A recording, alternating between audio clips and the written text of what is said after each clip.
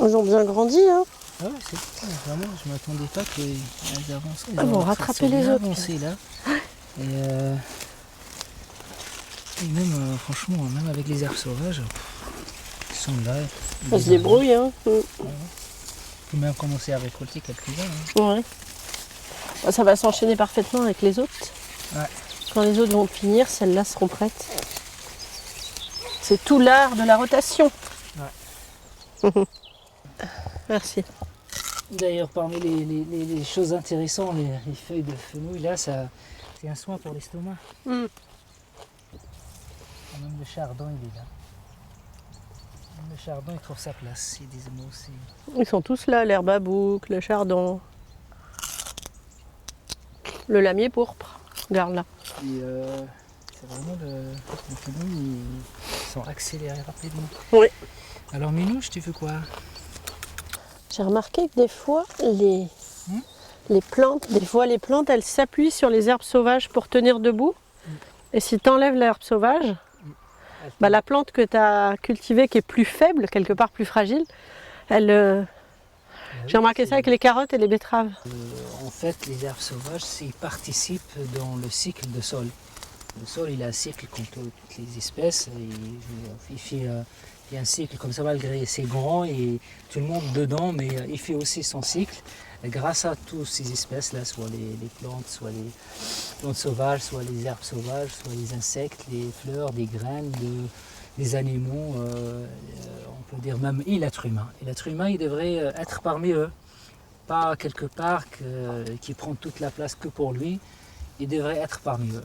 Et nous, on a décidé d'utiliser cette méthode-là, que l'homme il trouve sa place parmi tout ça, sans les déranger. Et au contraire, tout le monde participe pour vivre. On partage cette richesse de sol sans le déranger. Et on utilise des buts comme ça, on ne les tourne pas. On récolte, on replante, après avoir désherbé, ajouté quelques fumiers. On replante et on arrose. Bah, du coup, tu as vu, il y a de l'ail qui a repris. Ah bah oui, j'avais pas du tout ramassé. Comme je vous avais dit, voilà. Après l'arrosage, on va voir est-ce que la récolte elle était correcte ou non. Parce que là, on voit au moins une dizaine ici dans 1 m². Oui, bon, on en a oublié plein, voilà. Non, mais c'est pas très grave. Ça fait de l'ail frais. On trouvera toujours. Ouais. Et c'est comme ça que il n'y a pas que les fenouils, il y aura de l'ail. C'est important d'avoir des plantes. Et c'est un parti aussi qui reste pour la nature aussi. On ne récolte pas tout, on laisse toujours on oublie quelques citrouilles, on partage. Betteraves, carottes, tout ça. Et les insectes, ils se nourrissent de ça aussi. Et c'est moins de responsabilité. Si on fait partie, c'est pas nous, on maîtrise tout. Ça retourne contre nous après. La responsabilité, c'est toujours un peu dur à gérer. Du coup, ce serait mieux qu'on participe dans la vie ou le cycle de la vie, mieux qu'on maîtrise le cycle de la vie. Et on ne pourra jamais maîtriser le cycle de la vie. On va quelque part aller vers le mur. On va juste détruire, mais c'est pas l'objectif. Et bon, ouais, ça crée une tranquillité, ça crée une espèce de fierté, une espèce de paix. Surtout là, tu sens qu'il y a une paix, là, juste la tranquillité, qu'il n'y a pas de bruit. Si tu utilises les machines pour récolter, il y aura le bruit, il y aura le dérangement de tout le monde. Il y a des oiseaux qui se calment maintenant pour dormir. Ouais. Et si on a des machines, on va peut-être déranger tout le monde. Déranger tout ça. Si on travaille à la main, on récolte à la main et c'est plus simple, discret. Quelque part, on trouve la place exacte pour l'homme, comme toutes les espèces, que leur bruit c'est exact, c'est à leur niveau. Voilà, c'est ce que j'allais dire, qu'on a l'impression, moi j'ai l'impression que là, les choses sont à leur place. Je me sens à ma place, et je sens que chaque espèce, chaque chose est à sa place. Quand c'est l'hiver, on rentre tôt, on travaille moins, on dort plus. Quand c'est l'été, les journées sont plus longues. Voilà, j'ai l'impression de vivre, à ma place, c'est ça, vraiment en harmonie avec... Ah oui, moi j'ai remarqué ça, quand on est tranquille, cette méthode-là ou cette technique-là, ça permet plein d'espèces de vivre la journée. Il y a beaucoup d'espèces qui n'arrivent pas à vivre la journée à cause de la présence humaine dans l'espace vert comme ça. On fait trop de bruit, on est danger pour eux, du coup ils sortent que la nuit.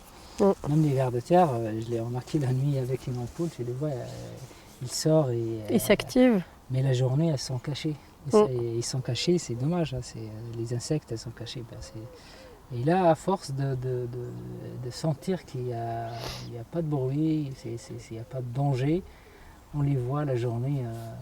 Ils reviennent. Ils reviennent et elles circulent, soit les vers de terre, soit les insectes, soit même plusieurs fois j'ai vu des renards qui se baladent.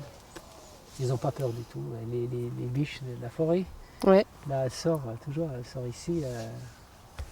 Et elle mange, elle trouve la traite. Plusieurs fois, je l'ai trouvé dans les poivrons en train de manger des poivrons. Les fées plutôt. Non, il y a plein des hérissons, Plein d'espèces. Voilà. Si le paradis existe, il est ici. Ah bah là, oui, c'est... je pense que l'homme a... Le jardin et l'homme, c'est quelque chose d'énorme. Hein. L'ami de la terre, quand il trouve tout ce qu'il a planté, ils sont là, il arrive à récolter. Je pense qu'il n'y a que lui qui peut sentir ça, cette joie-là d'arriver à travailler avec sa terre. Voilà, à récolter ce qu'il a cultivé, ce qu'il a. Surtout, il sent qu'il n'a pas trop dérangé, il a pris ce qu'il a besoin. Ouais. Ça, vraiment. Une richesse. Parce que quand on voit que toutes ces herbes sauvages ils poussent, et malgré nous on récolte, c'est-à-dire vraiment il y a la place pour tout le monde. Ouais, chacun sa place. Il y a la place pour tout le monde sans s'énerver, sans détruire. Sans faire détruire, sans. Juste prélever, rendre. Voilà, et ça redonne. C'est ce qui se passe dans la nature. Hein. Quelque part, voilà, on a un endroit où on peut marcher et on a un endroit pour laisser pour les autres espèces pour marcher. Voilà. C'est quelque part partager même l'endroit pour marcher. Chacun son passage et Rester à sa place. Rester à sa place, voilà. Ouais. Bon, que ça t'empêche pas de continuer à désherber. Oui, mais là, c'est pas l'heure de prendre un café, quelque chose, voilà. Un petit goûter. C'est que le paysan, plutôt le cultivateur, il trouve l'autonomie totale. Il a besoin de personne. Voilà, ni machines, ni produits chimiques, ni engrais chimiques, rien du tout. Il a besoin que ses bras, de garder ses graines et travailler avec cette technique que ça permet que la terre et le sol gardent toujours sa richesse. Et voilà, comme ça on revient presque, on peut dire, comme avant, et que l'homme il reste toujours, il fait partie de cette nature. C'est pas l'ennemi de cette nature. Voilà. Le paysan et la terre, c'est une histoire depuis plusieurs siècles. Et je pense que c'est le moment où on a tout vu. Maintenant, le paysan serait mieux retourner et plutôt retrouver une nouvelle vie où il est vraiment l'ami de la terre, l'ami de la nature, et sans apporter d'autres choses qui font mal en premier à lui et à la nature et à tout le monde, juste parce qu'il veut se reposer, tout le monde nous aime se reposer, tout à fait, mais je pense qu'il y a des nouvelles techniques, ou plutôt l'intelligence humaine, elle peut nous ramener vers on peut dire des nouvelles techniques, des manières où on peut cultiver sans trop déranger les autres espèces et sans se faire du mal à nous-mêmes. Voilà. Et cette tranquillité, c'est ce que nous, en tant qu'humains, on a cherché en venant ici, en faisant ça.